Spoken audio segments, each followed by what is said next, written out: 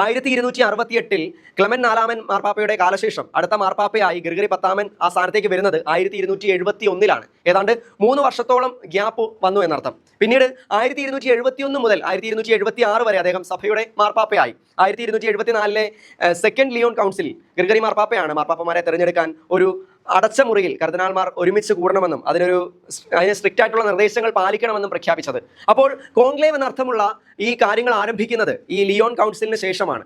ഇനി 1294 വന്ന ബൊനിഫേസ് എട്ടാമൻ മാർപ്പാപ്പ ഗ്രിഗറി മാർപ്പാപ്പയുടെ ഈ പ്രഖ്യാപനം ക്യാനൻ ലോയുടെ ഭാഗമാക്കി മാറ്റാൻ നിർദ്ദേശിച്ചു. ഇങ്ങനെ ഗ്രിഗറി മാർപ്പാപ്പയുടെ നവീകരണ പ്രക്രിയയ്ക്ക് ശേഷവും പേപ്പൽ ഇലക്ഷന് അതിൻ്റെതായ ഭാരങ്ങളുണ്ടായിരുന്നു. പ്രത്യേകിച്ച് 14-ാം നൂറ്റാണ്ടിൽ പോലും ഈ ഭാരങ്ങൾ നിലനിന്നിരുന്നു. ഇതിൽ ഏറ്റവും പ്രധാനപ്പെട്ടത് 1378 നടന്ന വെസ്റ്റേൺ സ്കിസമാണ്.